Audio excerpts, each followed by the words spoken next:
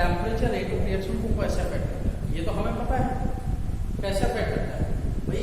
Temperature बढ़ने से rate of reaction क्या हो जाता है, टेम्परेचर बढ़ने से रेट ऑफ रिएक्शन भी क्या हो जाता है, बढ़ जाता है। ठीक है, क्यों बढ़ जाता है, मेनली दो रीजन इसके। ठीक है, पहला रीजन क्या कि fraction of reacting species have energy equal to और मोर देन ई थ्रेशोल्ड क्या हो जाता है, बढ़ जाता है। कोलिजन को याद कीजिए, सबसे लास्ट में हमने डिस्कस किया था इसको। ठीक है ना, कि fraction of reacting species have energy equal to और more than E threshold energy. तो फ्रैक्शन है ये वाला क्या हो जाता है, बढ़ जाता है। ये ग्राफ इसी चीज को समझने के लिए हमने बनाया, जो आपकी एनसीईआरटी बुक के अंदर भी है, उसको समझना बहुत जरूरी है। दोनों ग्राफ बहुत इंपोर्टेंट है। क्लियर है ना? ओके, दूसरा ये कह रहा है कि टेम्परेचर बढ़ने से नंबर ऑफ कोलिजन भी बढ़ता है बेटा, और हमें पता है नंबर ऑफ कोलिजन बढ़ता है तो क्या होता है, रेट ऑफ रिएक्शन का number of collision reacting species के बीच में क्या होता है, बढ़ता है। और rate of reaction collision theory हमने पढ़ा है, तो रेट ऑफ रिएक्शन डिपेंड करता है ना, कोलिजन कितने होंगे उस पर डिपेंड करता है।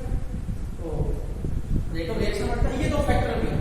पहले फैक्टर को समझिए क्या है कि ये कहता है कि जैसे आप ये रिएक्टेंट से प्रोडक्ट है A प्लस B है, इसके अंदर प्रोडक्ट बना, तो इसके स्पीशीज होंगे और इसके स्पीशीज होंगे। ठीक है ना, या X to Y बना तो इसके स्पीशीज होंगे। ये मान लो कोई भी रिएक्शन है, मोलिकुलरिटी 1 है, 2 है, 3 है, जो भी है, मोलिकुलरिटी ज्यादा तो हो नहीं सकती। तो क्या है कि इसके अंदर जो मोलिक्यूल्स है या स्पीशीज है, reacting species atoms, molecules, ions जो भी हो सकता है। तो रिएक्टिंग स्पीशीज का जो एनर्जी है, हम ये लिख सकते हैं ना, energy of reacting species, energy of all reacting species is not same. बताइए क्या एनर्जी रिएक्टिंग स्पीशीज का, रिएक्टेंट के अंदर जितने भी मॉलिक्यूल्स हैं, क्या उनका एनर्जी सेम रहेगा? सेम नहीं रहेगा। क्यों? किसी का एनर्जी ज्यादा हो सकता है, किसी का कम हो सकता है, किसी का ना तो ज्यादा है ना कम है, बीच का हो सकता है, एवरेज हो सकता है। क्लियर है ना? तो क्या कहा कि एनर्जी ऑफ रिएक्टिंग स्पीशीज है वो सेम भी हो सकता है, और किसी particular the behaviour the nature of particular जो रिएक्टिंग स्पीशीज है, पर्टिकुलर रिएक्टिंग स्पीशीज है, उसका नेचर जानना कि उसके पास कितना एनर्जी है, वो थोड़ा सा क्या है, टिपिकल है। ठीक है, जब टेम्परेचर का एक्सप्लेन किया गया था उस समय की बात है, तो मैक्सवेल और बोल्ट्जमैन साइंटिस्ट थे, इन्होंने क्या किया, एक लार्ज सैंपल लिया और उस लार्ज सैंपल को स्टडी किया। कैसे कि वही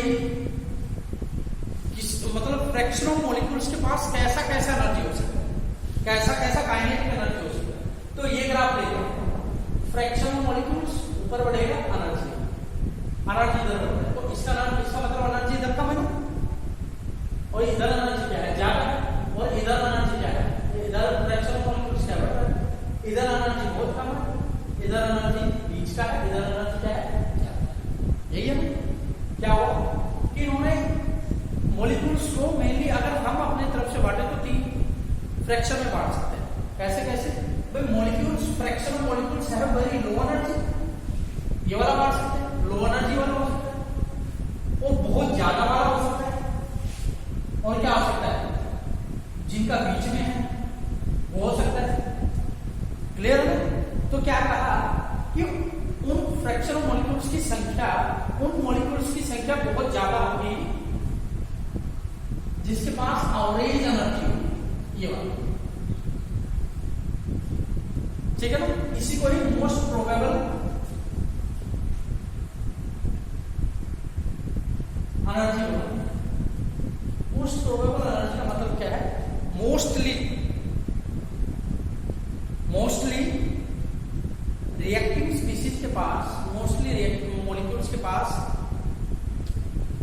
एवरेज एनर्जी मिलेगी। क्या मिलेगी? एवरेज एनर्जी मिलेगी। जैसे अगर मैं बात करूं एक क्लास के अंदर मान लो 50 बच्चे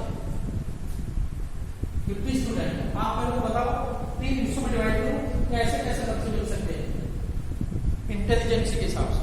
भाई 50 बच्चों के अंदर क्या सारे के सारे इंटेलिजेंट होंगे? क्या सारे के सारे स्लो लर्नर्स होंगे या सारे के सारे एवरेज होंगे? नहीं, क्लास के अंदर मैंने देखा 3 टाइप्स के बच्चे हो सकते हैं आपके। कैसे कैसे? भाई स्लो लर्नर्स भी हो सकते हैं, ठीक है ना, स्लो लर्नर हो सकते हैं, क्लियर है ना? और क्या हो सकता है? भाई एवरेज भी होंगे, एवरेज स्टूडेंट भी होंगे और क्या इंटेलिजेंट भी होंगे। तो मेरे को हॉस्टल बताओ भाई कितना हो सकता है? स्लो लर्नर्स की संख्या कितनी हो सकती है? कम होगी ना, इनकी संख्या भी कम है और इंटेलिजेंट की संख्या क्या मिलेगी? कम मिलेगी। बीच वाले एवरेज वाले बच्चों की संख्या क्या मिलेगी? क्या? जैसे अगर मैं कहूं मान लो इन बच्चों की संख्या कितनी है, अज्यूम कर लो, जस्ट इमेजिनेशन इस कंसेप्ट को समझने के लिए मान लो 10 है इधर और ये भी 10 है और इधर क्या है 30 है। तो वही कंसेप्ट ये कह रहा है कि मॉलिक्यूल्स जो भी होंगे उनके पास जो एवरेज एनर्जी है, वो एवरेज एनर्जी वाले मॉलिक्यूल्स, ऐसे मॉलिक्यूल की संख्या बहुत ज्यादा होगी जिनके पास एवरेज एनर्जी होगी, इसलिए इनको बोला गया मोस्ट प्रोबेबल एनर्जी वाला। ऐसे मॉलिक्यूल की संख्या बहुत कम होगी जिनके पास कम एनर्जी, और ऐसे मॉलिक्यूल्स की भी संख्या बहुत कम होगी जिनके पास बहुत ज्यादा एनर्जी। तो मोस्टली मॉलिक्यूल्स कैसा एनर्जी रखते हैं? एवरेज एनर्जी रखते हैं, तो मोस्ट प्रोबेबल एनर्जी का। क्लियर है? ओके। अब फिर क्या है? उन्होंने क्या किया? टेम्परेचर वाला फैक्टर देखा। क्या कि मान लो ये जो ग्राफ हमने जो ग्राफ बनाया है वो एक तो इसी ग्राफ को मेंशन कराइए और T डिग्री सेल्सियस, एक कह रहा है कि हमने 10 डिग्री टेम्परेचर बढ़ा दिया है, तो इस ग्राफ को क्या कुछ चेंज आ सकता है? इस ग्राफ को क्या कुछ चेंज आ सकता है?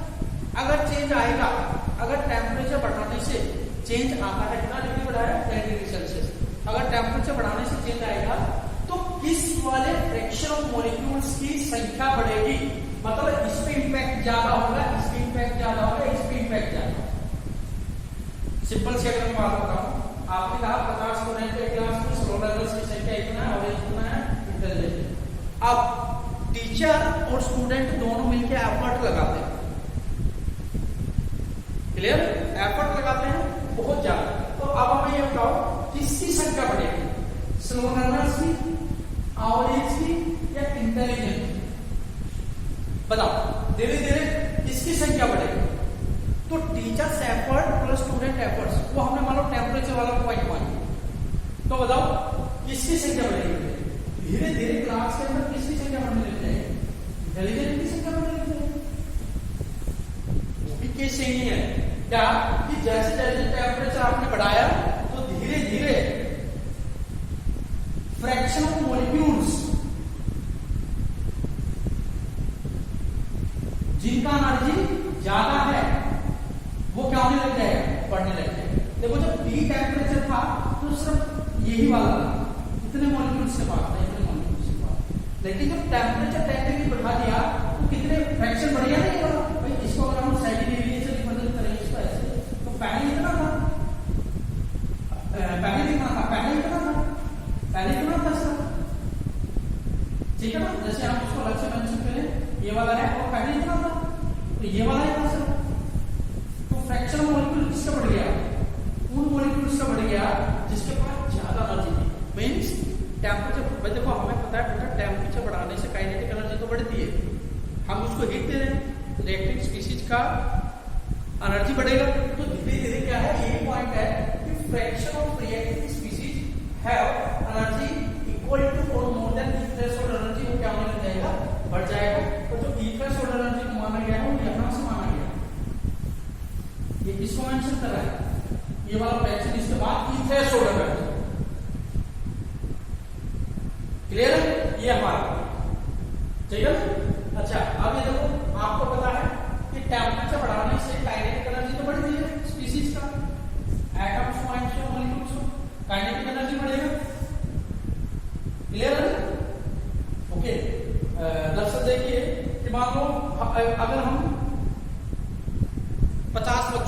साथ दौड़ाएंगे और हम कहीं उनसे स्लो स्लो दौड़ना है,